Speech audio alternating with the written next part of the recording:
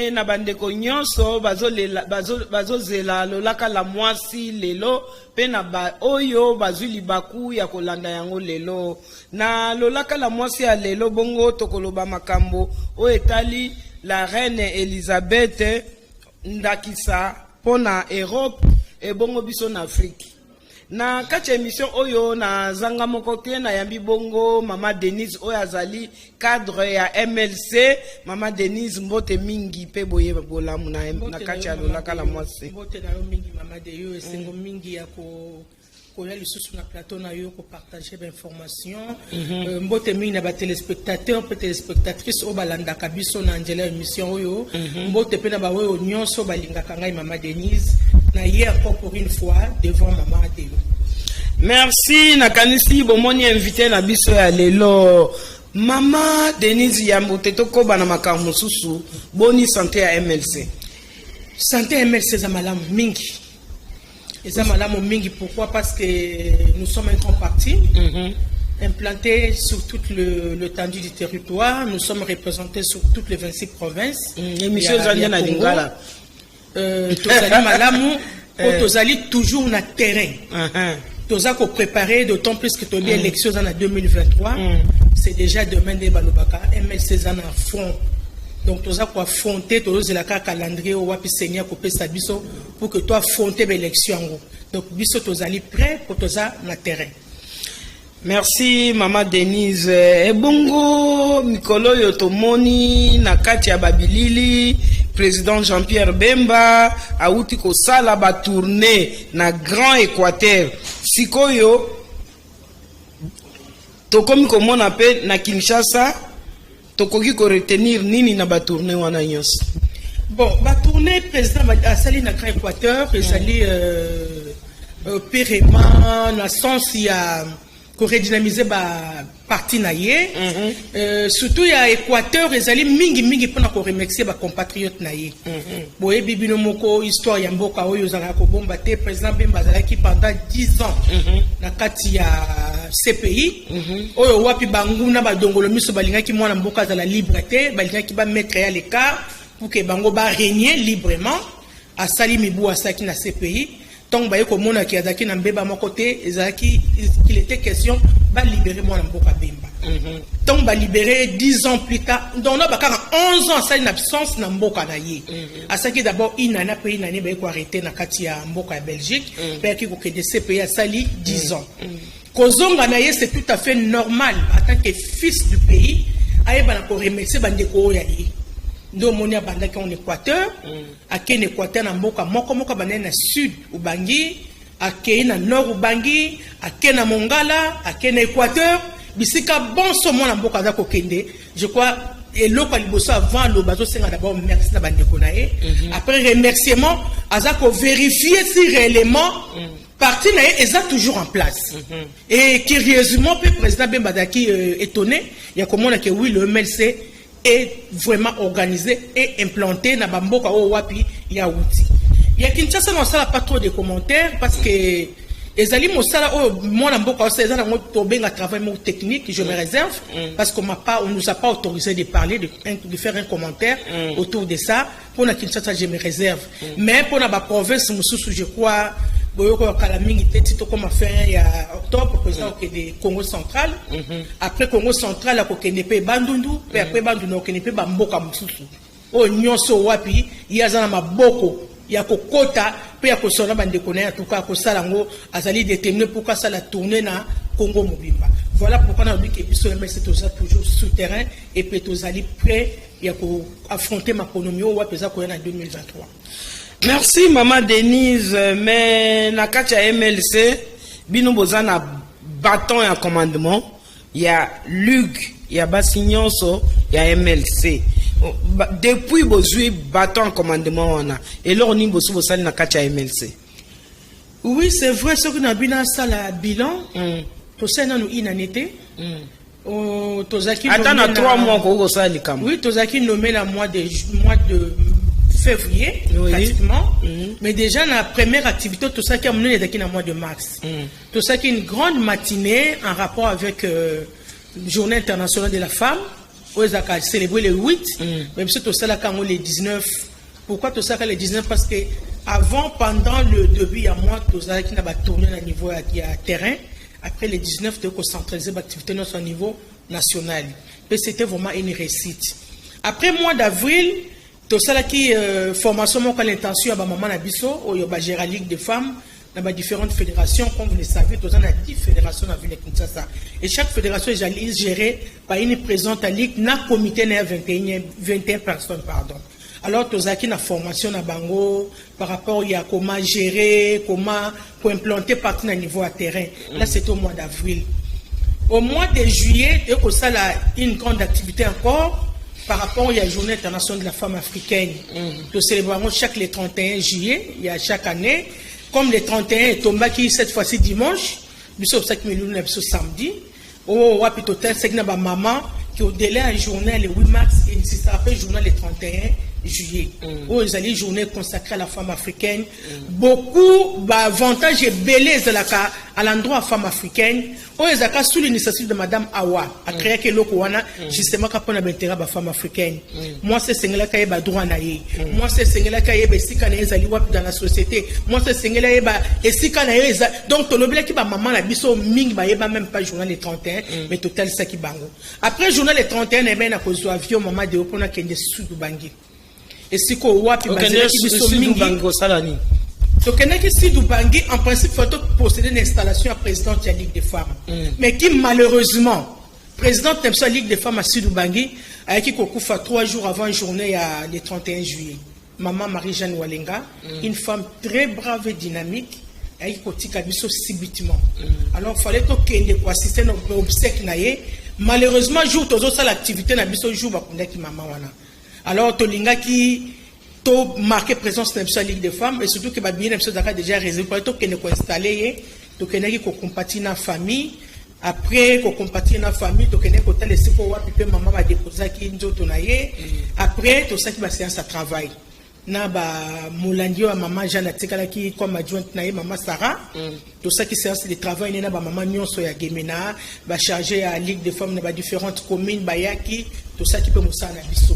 Après, on a comme Mboka Libenge, donc on a qui peut la Ligue des femmes, tout le monde forme un comité en place, Moussa Sama qui malamu, tout le monde a Libenge toke zongo, tant que zonga gemena toke subujala. Donc tout le monde qui vraiment les acquis ne sengomi, la partout au pays, façon dont maman bayamba qui biso tout le monde que non, nous sommes fiers. Nga pena personnellement baron a fier quoi partenaire MLC parce que tous allez vraiment partout. Donc on a comprendre que banda besoin bâton de commandement yo na mama mafuta. Oui. Donc tout marche bien selon Bino. Tout marche bien mais il y a aussi beaucoup de choses à faire. Beaucoup à faire dans sens nini tozo ke na maponomi. Et sengel peut to préparer ba maman la biso. Bon nya sezo le kaka malam bozo kutana mikakatano de. Mikakatano ezali belé mais wana ezali mingi interne to ko bimso libanda. Yo ligne interne mingi ezanga kate mikakatano ezali kokoso ezali mais wana toyeba comment to ko s'arranger na hiérarchie à parti. OK, merci. Maman Denise Reine Elisabeth Angleterre auti ko tika biso. Asali 70 ans na pouvoir. Et là on ne ko simba na reine na ye parce que awa na mboka na biso tolobaka mwasi atongaka mboka te. Mais maman wana 70 ans asali musala na ye yo en tant que vice-présidente et à Ligue de femmes et à MLC nini osimbi na reine ya maman wana tina ndenga tiki biso siko. Bon, message on a ko loba par rapport au témoignage de maman wana ils ont un message beaucoup fort. Pendant 70 ans, il y a rien d'ailleurs parce qu'elle a eu le pouvoir à l'âge de 26 ans. À l'âge de 26 ans, elle a dirigé ti et côté à l'âge de 96 ans. Donc, elle a pratiquement 70 ans de pouvoir. Mais pendant rien d'ailleurs, on a retenu ça même un témoignage à bateau avant à Londres. Babi et l'autre elle possède la kimia. Londres très cause la mukolo ta moko te bazala baza na tiraillement bitumba nde tozomona mikolo na bamboka mosusu pendant rien na maman. C'est ça l'avantage d'être géré par une femme d'abord, parce que sika mwasi azali kimi ezalaka et sika mwasi azali développement ezalaka toza mpe baninga mosusu baza na Londres balobi ke mama na sunga bacongolais ebele na kozwa document. Donc place congolais aza na kati ya Londres et se sentait comme chez lui, azalaki vraiment libre pe à l'aise, contrairement à bamboka mosusu. Pourquoi? Parce que le pays où on a bien beaucoup été géré par la femme. Et c'est comme moi, ça a toujours ensemble. Moi, ça, l'ingaka batubaza la bomoko, batubaza la nakimia, veut développer mes quotas. Ndé maman na le bango biso pe na bamboka na biso un jour. Mukoto kozala pe dirigé par une femme un jour dans le bango. Au comment on a comment beaucoup de choses comment développer. Tout le monde dit que sa maman Elisabeth, les lois bazole malgré âge naïe, tu vis qu'à pousser na qui n'a âge. Et c'est un peu âge où on a que coupé parce qu'elle a beaucoup travaillé, mais les gens bazole regretter mingi départ naïe. Mais que voulez-vous? Je pense que au akoyamba la sima. Kala ming pété ba je crois pour couper ses trônes à la danda qui sa wapi ya maman Elisabeth pour que kimia o régner qui pendant des années à Londres et continue toujours pour le régner baza toujours na kimia na mboka. Merci maman Denise, merci beaucoup. Et pas ya baninga pouvoir na bango coutumier ezo peser ezo zala réellement respecté. Pour nani ne pas ya biso pouvoir na biso coutumier pesarate. Bon, pouvoir na biso coutumier pesarate dans quel sens nous allons comprendre été? Parce que bango baza na mibe ko na bango baza na royauté. Biso toza pe na mibe ko na bango baza na royauté. Voilà. Vous comprendre? Lelo maman Elisabeth a kufi motazu pour motazu pouvoir na ni mwana na ye, leki na ye hein. Te mwana na ye. Mwana na ye motazu pouvoir parce que baza na kati ya royaume. Mais chez nous par contre c'est pas le cas. Toza na système à pouvoir coutumier waté. Biso libe mo boy que le conduit esengi Congolais nous sommes allés libres pour comment mokonzi. Donc ce qu'on répond à critères, au lingo gérer beaucoup comme le président de la République, c'est que ça on répond, on respecter critères en beaucoup nayo pour que gérer. So on a un système à pouvoir coutumier. Je vois mal comment on a ça la commentaire par rapport à pouvoir coutumier parce que n'habite comment pouvoir coutumier à gérer. En tout cas, on a maman de l'eau au limsa na éviter comment ba pouvoir coutumier se gérer na bamboka na wana tout cas na ebi ngote. Parce que tout le monde on dirait bazala un peu négligé. Non, pas du tout.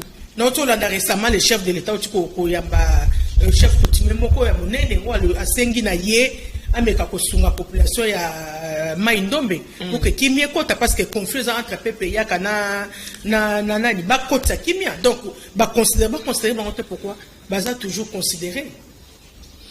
OK.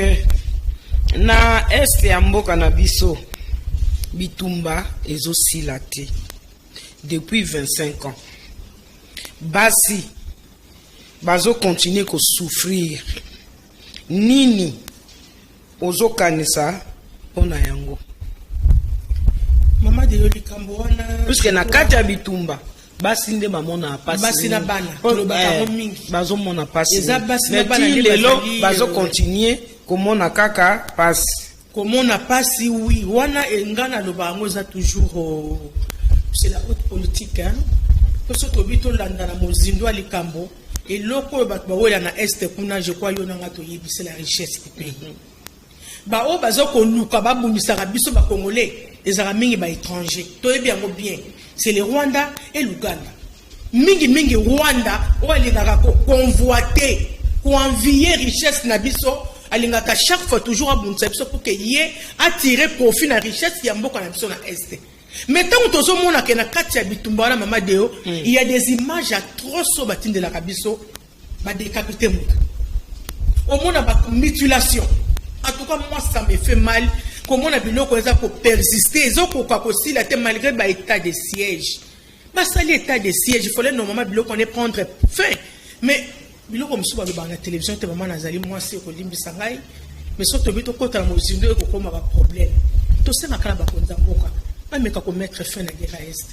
Qu'est-ce qui nous manque? Est-ce que Congo a mandou quitté? Bien que tu as sous embargo, ça on le sait. Mais est-ce que tu as moyen? Tu as bateau, militaire, phare des eaux aguerris? Je pense que l'armée est là. Et les gens sont capables. Mais qu'est-ce qui fait que le Tumbana est silaté? Maman dit c'est la haute politique. bakonza mboka so bayoko yoka biso mbela na biso ba mama to betaka toujours mbela lelo mibali o baza kokufa kuna na kata este basi na bango tika ba orphelin ba otika ba veuve bana bango tika ba orphelin pona mibali bazo kufa eza na baso to moni ba image mama ba bomi mama mwana zo mela libele ya mama ko kufa mama esakati motema mwana zo benda libele. Quel est l'avenir de cet enfant? Avenir à moi ezali nini? Est-ce que l'état n'a biso par rapport il y a conséquences nyonso dans la este azozo ba disposition na yebite mama de parce que je ne suis pas inamina kata gouvernement mais toza ko senga kaka l'état atala makambo ya borfelin kozala kotala makambo ya borfelin kata este kozala na richesse ya mama oyo baza ko viola ka bango à tout moment na étranger okomona maman ba violer après viol ba momi okomona maman ba violer après viol ba mutilé ça fait très mal richesse c'est ça biso et c'est ngeli to bundela yango mibeko li conduit na biso constitution lobi que non nous devons garantir notre territoire notre pays sur tous les coins y compris l'est zamboka na biso et c'est ngeli que ba frontière nyonso za la bien sécurisée donc ba konza mboka so ba yoka biso pardon ba meka kozala na richesse na mboka na biso ezali sumu et kozala sumu pourquoi nous sommes bénis. Et d'ailleurs, l'on nzamba pesa biso dans les sous-moutés, mais ceux qui banguna ba ko bunza biso sengeto la de quoi nous sommes capables. Merci maman. Toleki na page mususu. Tozo kota siko na makamba etali kielasi. Siko yo kielasi pe ezongi. Omoni ndenge nini? Est-ce que gratuité ezo permettre bana na biso na faire fond na ba province na biso bango so ba kota kielasi? Maman Deyo, oui, merci. Nayebi que laisse il y a 2 semaines. Bah parents même na niveau ville Kinshasa badaki na pas problème kozonga saba na bango. Finalement bana mingi na moni babanda ki lundi oyo une semaine après. Monsieur bada ko continuer ko somba bana biloko ko bazonga na 3e semaine. Cela veut dire que moi difficulté zali. Gratuitement seulement s'il faut faire tout ça là une analyse. D'abord on a vu la Kinshasa, tout le monde a vu la Kinshasa c'est quand même effective parce que Zali inscrit na kata moboko le kondi na biso en ces articles 43, 44 et 45. La gratuité ezali en tout cas ils ont permettre na moi na nyoso profiter. Chaque être humain, chaque personne a droit à l'éducation. Donc comme c'est inscrit dans la constitution ne dit que gratuité on est à la kaka applicable à Kinshasa peine intérieure non applicabilité il y a gratuité et aller sur toutes les provinces il y a Congo. Nous avons 26 provinces donc je suppose que toutes les 26 provinces bana bazana droit na l'école il y a l'état batanga gratuit bana bazana droit donc ceux qui t'ont vérifier information beaucoup de bananga te que école moko dans la katakombe kuna l'état bana bazo futa non je ne pense pas. Ata epa yo kendeki kuna na Sud-Bang. Epa ina kendeki na Sud-Bang na kena na période de vacances. Bana bazongi classe après, mais bana pe ya Sud-Bang. Bana ya Lille Bengue, bana ya Boudjala, bana ya Zongo ba on so bana droit ya ko bénéficier na gratuité na école publique. En tout cas, c'est un droit reconnu.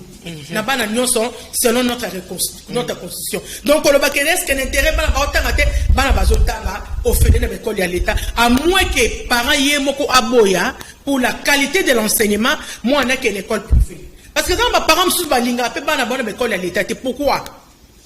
Tout le monde école à l'état l'année passée, tout bête comme belé maman de yo. Il y avait trop de dérapages dans cette école à l'état. Ndakisanini surnombre ya ban dans la katia salle dû à la gratuité. Ça le bané ko contenu ban au moins même sur 40 50, bah comment qui même au-delà de 100. D'où oui, puis conséquence des années. Éducation bani comment qui au rabais. Enseignants ali motivés incapables de poursuivre mais de suivre bana nyonso à la lettre comme ce tangaka. Totangi dans une salle de classe à 40 élèves ou 50 élèves mais ça qui sont sur moi na moko. Mettons beaucoup de choses de là à 100 comme si on a ba 120 100 combien. Si on a ba ban bazo vendre combien. Maman na moni mbala o moins et s'améliorer. Parce que on n'a pas que bête moi tout na école ya l'état et ça na école mi ba bakisi ba salle l'école peut mususu ba salle la ki minene ba bakisi ba bon pour que meka ko contenir bana. Et puis na moni mbala oyo bana baza pena sur nombre était comme l'année passée. Quand même il y a des dispositions parce qu'il y a ma nièce ça autant à peine à tenir le que ba moni ministre à éducation a pu renforcer ba banc. Donc on va renforcer ba c'est que ba solution ils a besoin pour que ba améliorer. Mais seulement tozaki na besoin ya enseignant pour que ba dans la mesure il y a copé ça ba na biso maté comme il se doit et seigneur ba enseignant ba la motiver. Curieusement cette fois-ci maman Deo na moni rentrée salami normalement ba enseignant ba réclamer. C'est qu'ils ont été satisfaits à la veille. Contrairement de tout le monde avant rentrer grève. Avant rentrer grève. Mais on quand même balao enseignant, bazongi rentrée scolaire là qui les 5, bazongi paie les 5. Donc c'est que l'État quand même a respecté qui trouve enseignant bien que minimum soit bon on a vraiment OK par rapport à au bateau musuba ko gagner mais le quoi bazo qui bazo zango régulièrement et ko motiver pe bango. Mais malgré gratuité, ba parents bazaka ko lela bazo lela ni. Bon, mes parents ont la circulation en bongo. Mes parents ont la circulation en bongo. La vie est devenue vraiment trop dure. Trop dure. En tout cas, qu'on se le dise, je crois chef de l'État, Kino, Congolais, a dit comment les Congolais vont vivre. Comment les Congolais vont vivre. A dit bien.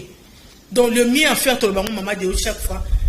Et l'autre a coupé c'était la gouvernement social à la population.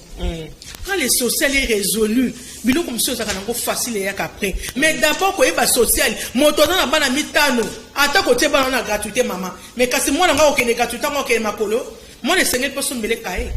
Et seigneurs sont bien bon en sac. Et seigneurs moi n'a personne me les uniforme. Et seigneurs moi n'a alia mikolonioso malgré gratuité. Bon transport OK na kila. Ya on habite seigneurs moi on a foutu transport ya yé. Aujourd'hui, ce qu'on a à mes parents, et ce qu'on a à abonnement par exemple, nous avons la chance que nous avons habité dans l'Iguala. Bana ba uta musiki ba uza ba bus scolaire, ba futa $80 par mois, ba $50 par mois par enfant. Donc ce qu'on a na bana mine mitan bazotanga, on multiplie par 5 choses dans mutokate, on dépenser ba on combien d'abord pour notre transport. Moi, na soko que l'école n'attend pas obligé à nous le comme la moi sucré pour ne pas quémander pas baninga. Et là qu'on a nyoso, ma parents baza kokokate baza vraiment na kaka bakasi par rapport il y a oyo baza ko gagner na par rapport il y a ko souvenir na ba besoin ya ba foyer na ba hotel ma bota na bango les vraiment difficile. Docteur Lobake gratuité ezanango malam. Mais qualité enseignement eza à désirer. Oui. Et puis les sous nini bana na biso ben non ba parents bazo souffrir parce que niveau ya mbongo na kacha mboka na biso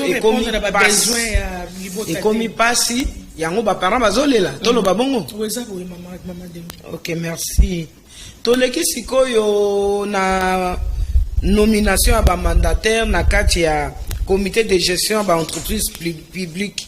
Est-ce que parité est respectée ou non? Bon, la parité, il reste à désirer, maman de surtout lobby, tout le bayango, tout ça analyse, je crois, tous peut-être 10% caca, la nomination de Bassi Bazali.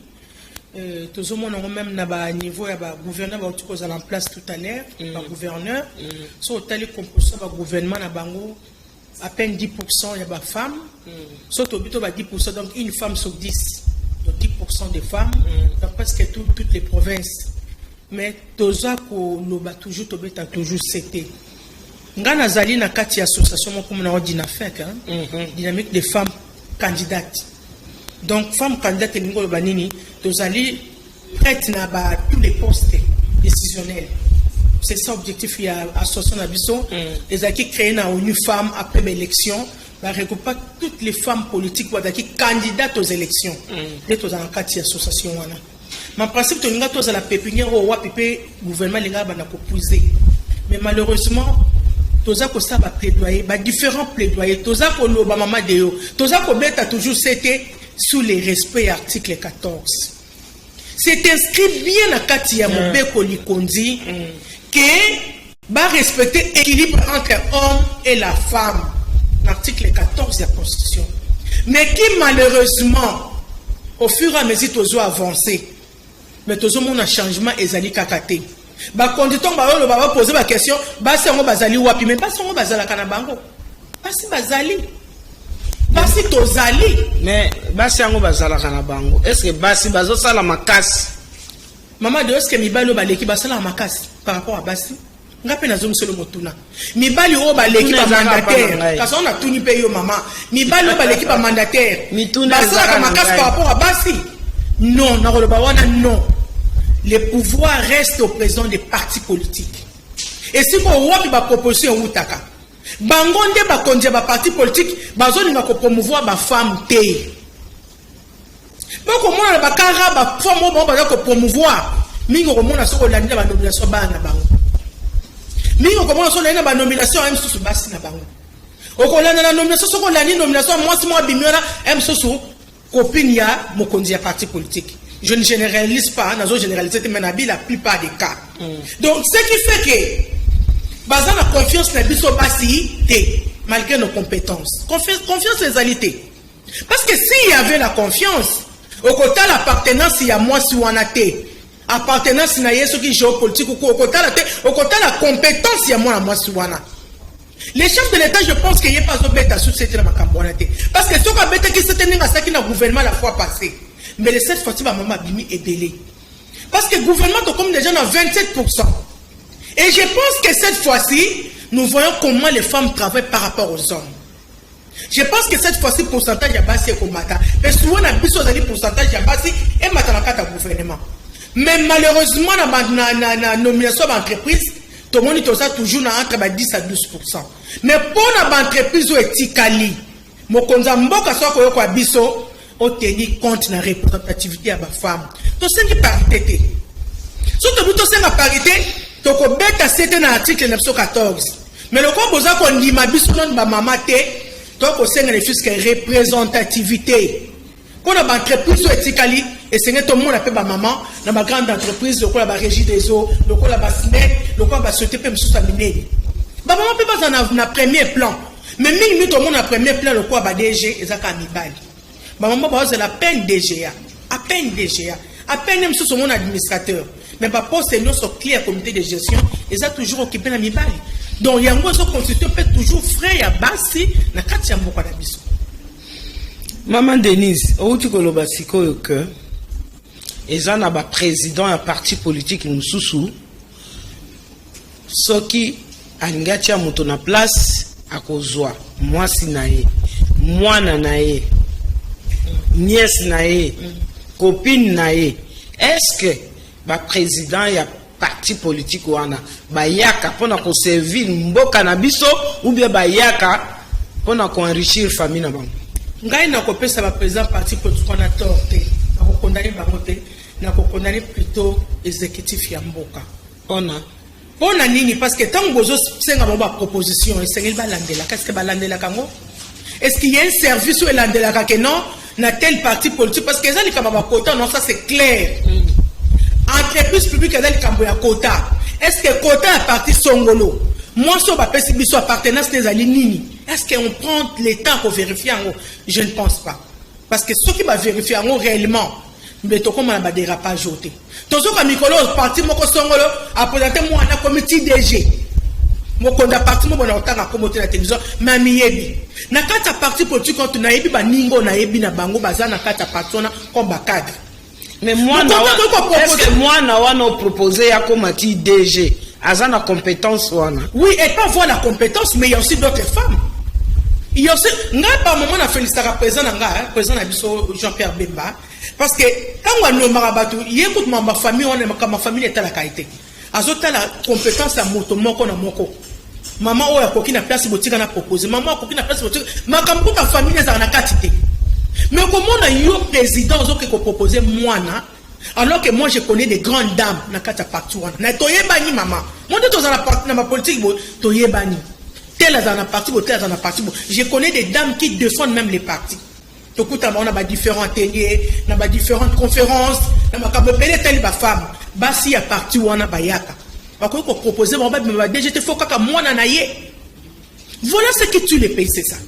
Et n'attends où yo maman dans la carte parti politique wana au monde déjà mon continent yo comment ça ko dérouté na place à proposer bino pour la combattre pata to proposer moi na ye beaucoup ko dénoncer ngote bazo banga et c'est elle ko dénoncer le comme ça to dénoncer awa et c'est elle ko dénoncer yango mon conduit que ko ta moi no biso to salité non moi je regrette beaucoup maman même likama ba suppléant cette fois-ci ba député na biso ba législateur ba ke ko zong sa loi ya mbaleleki donc au kopona suppléant non élection moto olingi mais tout le monde qui va dérapage ça même la fois passée nga naza candidate ndakisa premier suppléant nanga mobali nanga deuxième suppléant nanga moi nanga o biloko to telemela ki ngome lokola ba législateur na biso ba o bazo kamba mboka bazo mema biso na libulu et là, quand même l'élection 2023, malheureusement, et koya, to ko mona ba kondiminga ba parti, ba suppléant na bango, basi na bango, mbaloyo.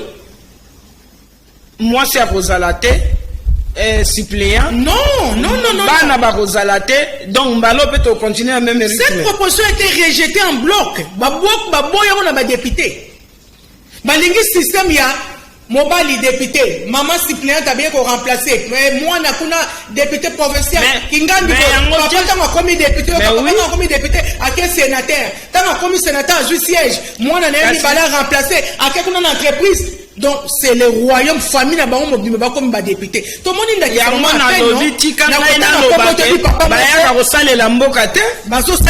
Pas du tout. Pas du tout. Moi, c'est naote. Papa, mon cousin député national. Moi, si n'a député provincial. Moi, n'a député provincial.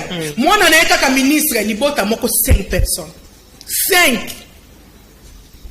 C'est quoi le législateur na biso na bolimbi sanga donc bozo moi makamba boko ko sunga pour intégrer population voilà biso ba to koyamba lo na élection mato za ba victime pona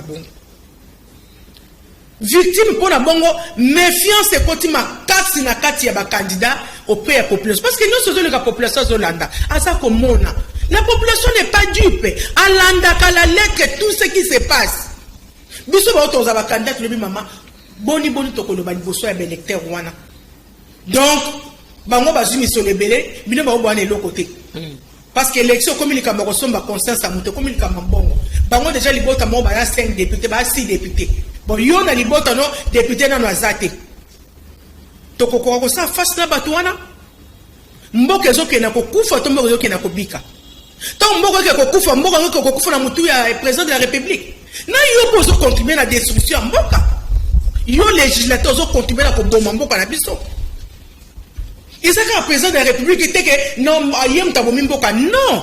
Ngana yo tozo bomamboka. Yo za pour au siège dans le parlement pour l'intérêt de la population. Tu es l'émanation de la population. Et ça pour la donc besoin de ma bonne loi sur mesure. Et tailler sur mesure voilà pour l'intérêt na bino. Ozota l'intérêt général té. Est-ce que ça ko construire mboka tozo boma?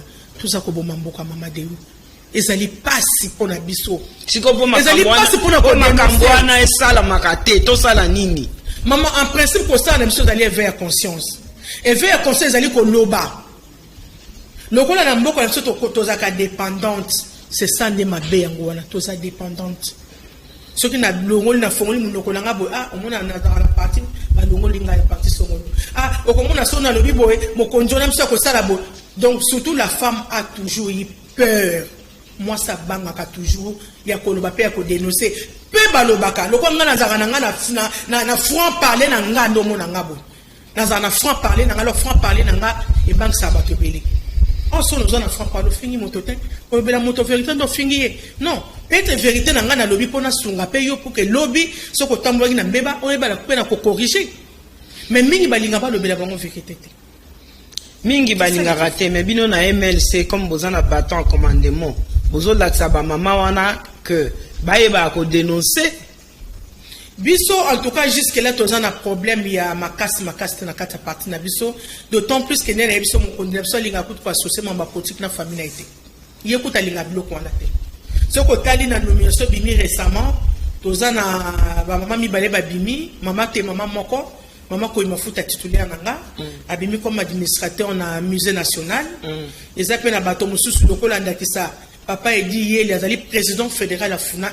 1 abimi comme administrateur na ligne maritime congolaise toza na ndeko Jean Medal Woso o azaka pe attaché de presse à président Bemba abimi comme DGA na ACP omoni bato wana est-ce que moto libota na za moto libota na zate so total index même bato abimaki liboso moto moko famille nazalité je crois biso jusque là président Bemba lingaka ba biloko ya nyamu na mutazo kende na tout droit au pesiko wa moto mérité moto sengela je sika na donc jusque là biso to on a problème wana te.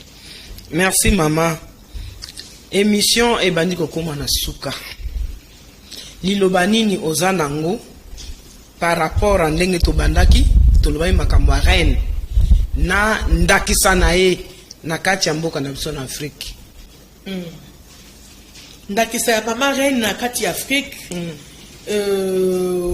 s'il faut retenir l'élément moko c'est l'unité. Unité kat na biso Afrique bon moko kat na biso Afrique na kati ya bon moko memaka kimia na kati na bon moko memaka développement na kati ya bon moko memaka ba ouverture ebele so boza bon moko mais ceux qui bozali diviser et même toujours na chute liloba o maman wana bana ko loba mingi zaki toujours liloba na bana betela c'était l'unité et la paix.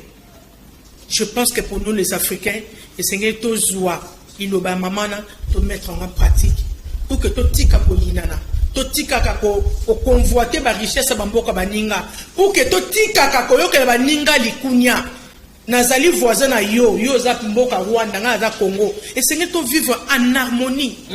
La diplomatie est faite pour ça.